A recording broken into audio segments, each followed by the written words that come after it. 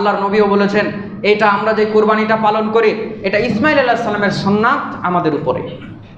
সংক্ষেপে আরেকটা কথা এখানে বলে নেই, কুরবানির লক্ষ্য এবং উদ্দেশ্য আল্লাহ বলছেন সূরা হজ 22 নম্বর সূরার 37 নম্বর আয়াতে আল্লাহ বলছেন লা ইয়ানালাল্লাহু লুহুমুহা ওয়ালা দিমাউহা ওয়ালাকিন ইয়ানালুহুত তাকওয়া মিনকুম।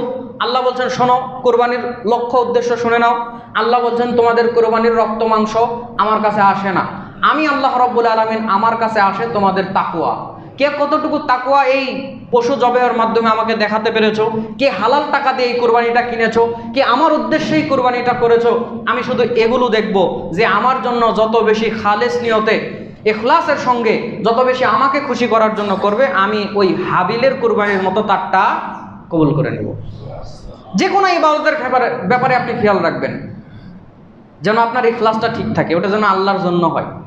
কারণ সূরা বাইয়ানা 98 নম্বর সূরার 5 নম্বর আয়াতে আল্লাহ বলছেন ওমা উমিরু ইল্লা লিয়াবুদুল্লাহা মুখলিসিনা লাহুদ্দিন।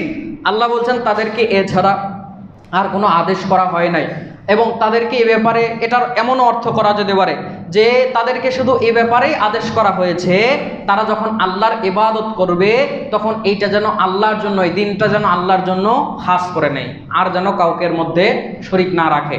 আপনি আমি কুরবানি দেওয়ার সময় অনেক প্রতিযোগিতা করি। বাংলাদেশে যত কুরবানি হয় কুরবানির চাইতে প্রতিযোগিতা বেশি হয়। বাংলাদেশে দেখেন না, বাজারে মহিষ তুলছে, একটা মহিষ আমি দেখলাম অনলাইনে খুব ঘুরতেছে, ডোনাল্ড ট্রাম্প নাম দিছে, সাদা একটা মহিষের নাম। আরেকটা এই ডোনাল্ড ট্রাম্প নাম দেওয়া দেখে বাংলাদেশ তো আরেকজন আরেকটা মহিষের নাম বের করে দিছে, ওই নেতানিয়াহু নাম দিছে। আরেকজন আবার এখন ইদানিং আরেকটা নাম মোদি নাম দিছে, নারায়ণগঞ্জের কোন একজন খামারি, তার একটা মহিষ আছে, এর নাম আবার মোদি দিছে। এগুলোও ভাইরাল হচ্ছে। এগুলো আসলে কি আল্লাহ ভালো জানে। মানে এখন এই ডোনাল্ড ট্রাম্প বাংলাদেশে খুব ভাইরাল। একে এখন দেখবেন বাংলাদেশের সবচেয়ে বড় যে হারামখোর, যার কোটি কোটি টাকা আছে, স্টক বিজনেস করেছে, লোকজনকে কষ্ট দিয়ে হারামভাবে, যে মানে একেবারে উঁচু লেভেলের হারামখোর, সে ওইটাকে দেখবেন 20 লাখ টাকাতে কিনে এনে বা 30 লাখ টাকাতে কিনে এনে সে ওইটাকে কোরবানি করবে। আল্লাহ নেবে না। 5314 নম্বর হাদিস মিশকাতুল মাসাহাবি আল্লাহ নবী বলেছেন ইন্নাল্লাহা লা ইয়ানজুরু ইলা সুওয়ারিকুম ওয়া আমওয়ালিকুম ওয়ালাকিন ইয়ানজুরু ইলা কুলুবিকুম ওয়া আমালিকুম। আল্লাহ নবী বলছেন নিশ্চয় আল্লাহ বান্দার চেহারা সুরত উপরের অংশ বিশেষ দেখে না, ওয়ালাকিন ইয়ানজুরু ইলা কুলুবিকুম ওয়া আমালিকুম, নিশ্চয় আল্লাহ বান্দার অন্তর এবং আমল দেখে। মানুষের জন্য কোনো ইবাদত করলে পরকালে আল্লাহ তার কাছ থেকে উজরত নেওয়ার জন্য আপনাকে প্রেসার দিবে, যাও অমুককে দেখানোর জন্য এই কাজ করেছো, যাও সে কিছু দেয় কিনা নিয়ে এসো, যাও তার কাছ থেকে প্রতিদান নাও, আমার কাছে প্রতিদান তুমি তালাশ করো না। এবং মানুষদের জন্য যদি আপনি কোনো কাজ করেন এটা শিরক হিসেবে অন্তর্ভুক্ত হবে। 5333 নম্বর হাদিস মিশকাতুল মাসাহাবি আল্লাহ নবী বলছেন ইন্না আখাফু মা আখাফু আলাইকুমুশ শিরকুল আসগার। তোমাদের উপরে আমার বড় ভয় হয় ছোট শিরক নিয়ে, তোমাদের উপরে আমার বড় ভয় হয় ছোট শিরক নিয়ে। আল্লাহ নবী সাল্লাল্লাহু আলাইহি ওয়াসাল্লাম এই কথা বলার পর সাহাবীরা প্রশ্ন করলো ইয়া রাসূলুল্লাহ ওমা শিরকুল আসগার। আল্লাহ নবী আপনি আমাদের যে ছোট শিরক নিয়ে ভয় করেন এই ছোট শিরকটা কোনটা? আল্লাহ নবী বললেন আর রিয়া, এটা হচ্ছে লোক দেখানো আমল, এটা হচ্ছে তোমাদের ছোট শিরক। কোন ইবাদতে যদি শিরক অন্তর্ভুক্ত হয় আল্লাহ সেই ইবাদত নেবে যে না তারও দলিল আছে।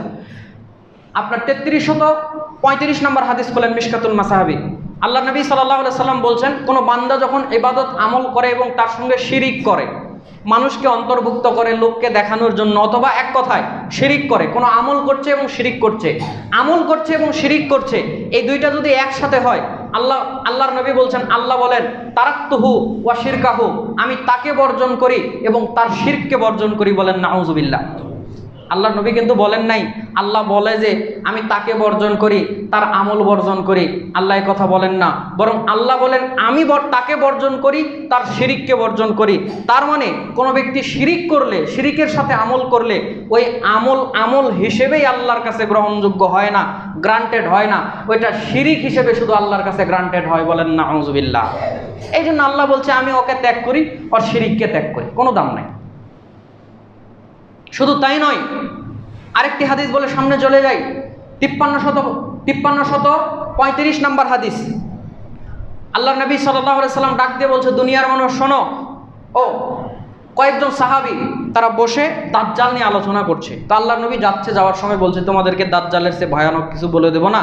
আল্লাহ নবীকে বলা হলো, সাহাবীরা বললেন আল্লাহ নবী বলেন। তো আল্লাহ নবী বললেন, আশিরকুল খাফি, গোপন শিরক, লুকানো শিরক, এটা হচ্ছে দাজ্জালের চেয়েও বেশি ভয়ঙ্কর।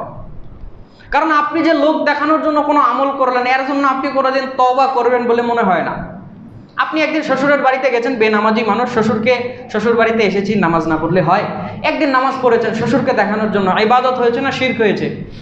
ছোট রিয়া হয়েছে। তো আপনি এই কাজ করে ভাবছেন হোক শ্বশুরকে দেখানোর জন্য করি, আর যে কারণেই করি, নামাজ তো পড়ছি, আবার নামাজ পড়ার জন্য তওবা করা লাগবে? নামাজ পড়ার জন্য তওবা করতে হবে না। তুমি যে রিয়া করেছো, মানুষকে দেখিয়েছো, এই জন্য আল্লাহর কাছে ক্ষমা চাইতে হবে। এই ক্ষমা আর সে কোনোদিন চাইবে? বলেন চাইবে? যে ওই ডোনাল্ড ট্রাম্পকে কুরবানি করবে, আবার এগুলো অনলাইনে গেলে মুশকিল, মানে ডোনাল্ড ট্রাম্প নামক মহিষকে কুরবানি করবে, একেবারে আমেরিকা থেকে খবর চলে আসবে যে এই খতিব একেবারে ডোনাল্ড ট্রাম্পকে কুরবানি করতে বলেছে। ওই ডোনাল্ড ট্রাম্প নামক মহিষকে যে কুরবানি করবে, তার অবশ্যই লৌকিকতা আছেই, তা না হলে সে ওই প্রাণী কখনো কিনতো না। তো এখন বলেন, সে ওই কুরবানি দিয়ে লোক দেখিয়ে সে কি তওবা করবে? বলে আমি তো কুরবানি করেছি, আমি তওবা করবো কেন?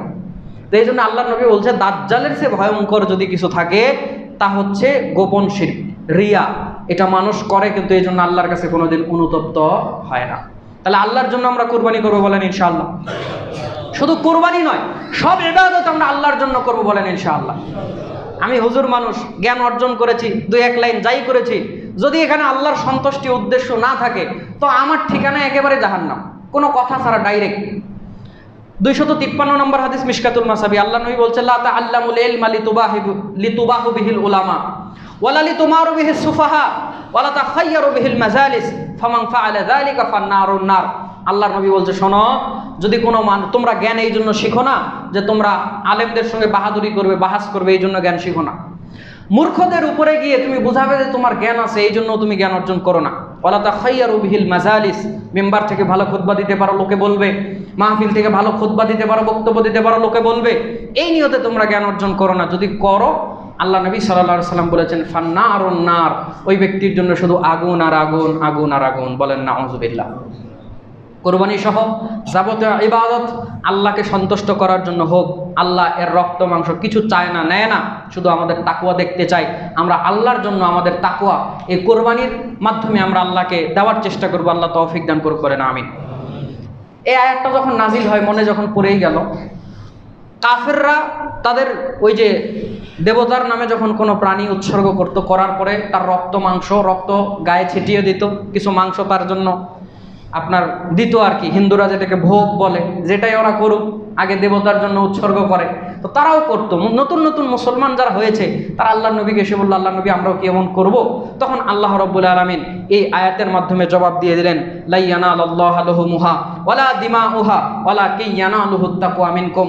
তোমাদের কোরবানির, তোমাদের ওই হাদির, তোমাদের ওই উযহিয়া, তোমাদের ওই হাদি, যেটা কোরবানি করা হয় হজের সময়, এটাকে হাদি বলা হয়। আর আমরা যে কোরবানি করি এটাকে উযহিয়া বলা হয়। তো আল্লাহর নবী সাল্লাল্লাহু আলাইহি ওয়াসাল্লাম জানিয়ে দিলেন, আল্লাহ কোরআনে আয়াত নাজিল করেছেন, তোমরা যে হাদি বা উযহিয়া যেইটাই আল্লাহর জন্য করো, এর রক্ত মাংস আল্লাহর কাছে যায় না, বরং তোমাদের তাকওয়া পৌঁছায়। আমরা চেষ্টা করব তাকওয়ার সঙ্গে ইবাদত করার। আল্লাহ তৌফিক দান করুক, বলেন আমিন। এখানে আর 2টি কথা বলে সামনে যায়, সময় অল্প। আরেকটি কথা, ইখলাস খালেস করার জন্য কোরবানি একা দেওয়ার চেষ্টা করবেন। কি দেওয়ার চেষ্টা করবেন? বলবেন হুজুর ভাগে কোরবানি দেওয়া জায়েজ নাই। বাবারে, বড় বড় আলেমরা বলছে জায়েজ, আমি না বলে কোন বিপদে পড়ি, তার দরকার নাই। তবে আপনার কোরবানিটা আপনি যদি চান আমার আল্লাহর কাছে বেশি গ্রহণযোগ্য হোক, অনেকটা বেশি বিশুদ্ধ হোক, একা দেওয়ার চেষ্টা করবেন, বলেন ইনশাআল্লাহ। ভাগে কোরবানি দেওয়া আমি নাজায়েজ বলছি না, তবে ভাগে কোরবানি দেওয়ার ব্যাপারে ওলামারা ইখতিলাফ করেছে। কারণ ভাগে কোরবানির যে হাদিসগুলো রয়েছে, এগুলো সফরের হাদিস। বেশিরভাগ হাদিস দেখবেন সাহাবীরা বলছে, আল্লাহর নবীর সঙ্গে আমরা হজের সফরে ছিলাম, আল্লাহর নবীর সঙ্গে আমরা কোনো এক সফরে ছিলাম, তখন কোরবানি আসলো, তো আমরা এক উটে 10 জন, কোনো হাদিসে আছে এক উটে 7 জন, এক গরুতে 7 জন, এক উটে 10 জন, এক গরুতে 7 জন আমরা শরীক হয়েছি। অনেক কথা অনেকেই বলেছেন, এখানে জন বলা আছে। এখন তারা বলছে, যারা বলছে যে ভাগে কোরবানি দেওয়া উচিত নয়, তারা বলছে হাদিসে জনের কথা উল্লেখ আছে, আপনি এক পরিবারের পক্ষ থেকে দিলেন। ওলামারা, মাযহাবি আলেমরাও এই ব্যাপারে ইখতিলাফ করেছে, শুধু ওই হানাফি সালাফি না। সব মাযহাবেই এই ব্যাপারে ইখতিলাফ আছে, কোনো তিনও মাযহাবই চারো মাযহাবই একমত নয়, একটু 19-20 আছে সবাই আপনার কোরবানির ক্ষেত্রে। ইমাম আবু হানিফা রাহিমাহুল্লাহ তো বলছে পরিবারের পক্ষ থেকে একটা কোরবানি যথেষ্ট নয়। ইমাম আবু হানিফা বলছে বাপ যদি ধনী হয়, ছেলে যদি ধনী হয়, ছেলেকেও একটা কোরবানি দিতে হবে, বাপকেও একটা দিতে হবে। তো মোট কথা ইখতিলাফ আছে, আমরা ইখতিলাফ থেকে বাঁচার জন্য একা কোরবানি দেওয়ার চেষ্টা করব। আল্লাহ আমাদেরকে তৌফিক দান করুক, বলেন আমিন। আরেকটি কথা এখানে বলে নেই, পরে হয়তো ছুটে যাবে। জিলহজ মাসের চাঁদ ওঠার পর কোরবানি যারা দিবেন তারা চুল নখ কাটবেন না। কথা আমার বুঝতে পারছেন? হাদিসে রয়েছে, আল্লাহ নবী বলেছেন জিলহজের চাঁদ ওঠার পর নখ, চুল, শরীরের অবাঞ্ছিত লোম পশম যা আছে যে কোরবানি দিবে, আমার কাছে এই জিনিসটা, আমার কাছে এটাই বিশুদ্ধ মনে হয়েছে হাদিস পড়ে, ব্যাখ্যা পড়ে, সালাফদের বক্তব্য দেখে, যে কোরবানি করার নিয়ত করে। কথা কি আমার বুঝতে পারলেন? আমাদের সমাজে দেখা যায় যে আমভাবে আমরা এই আমলটা করার চেষ্টা করি। Professor doctor Mohammad Asadullah Galib sir তিনিও এই কথাটা নিয়ে এসেছেন, একটা হাদিসের উপরে ভিত্তি করে এই আমলটা প্রচলিত আছে। তবে এই হাদিসের সনদকে অনেক মুহাদ্দিসরা দুর্বল বলেছে, এটা গালিব স্যার উল্লেখ করেছে। তবে তিনি লাস্ট বলেছে যদি কেউ নেকির নিয়তে করে তো আল্লাহর নেকি দিতে তো আল্লাহ কৃপণতা করেন, আল্লাহ চাইলে দিতেও পারে। তবে বিধানটা হলো যে কোরবানি করবে সেই ব্যক্তি যেন চুল, নখ ইত্যাদি শরীরের না কাটে কোরবানি জবে হওয়ার আগ পর্যন্ত। আমাদের দেশে দেখা যায় চাঁদ ওঠার পর চুল নখ কাটে না, ঈদের একদিন আগে নাপিতের দোকানে রাতের 1টা বা 2টা পর্যন্ত জাম কাটে না, মানে এই 7-8 দিন আর উনি কিছু করে না। ঈদের আগের দিন চুল কেটে, দাড়ি কেটে, আরো যা যা লাগে করে উনি যাচ্ছে। তো এই 9 দিন তুমি কি করলে? একটা নেকিও হবে না, একটা নেকিও হবে না। আমরা এই সুন্নতটা পালন করার চেষ্টা করি। ইমাম নববী রাহিমাহুল্লাহ সহিহ মুসলিমে এই হাদিসটি আনার পরে ব্যাখ্যা করছেন, আল্লাহ নবী এই কথা কেন বললেন যে চুল নখ কাটবে না, এর পিছনে হিকমা কি? এর পিছনে 1 নম্বর হিকমা হলো, হাজিরা এহরাম বাঁধা অবস্থায়, তখন এহরাম খোলার আগ পর্যন্ত তারা যখন এহরাম বাঁধে এই সময়ের পর পর্যন্ত তারা কিন্তু চুল নখ কাটে না বা কোনো কিছুই কাটে না, কোনো প্রাণী জবেও করে না যতক্ষণ না হালাল না হয়েছে। তো আমরা যেহেতু এহরামের বাইরে আছি, হজ্জের বাইরে আছি, আমরা হজ্জের সঙ্গে একটু সামঞ্জস্যতা রাখলাম, রেখে আমরা এই 10 দিন চুল নখ কাটি না।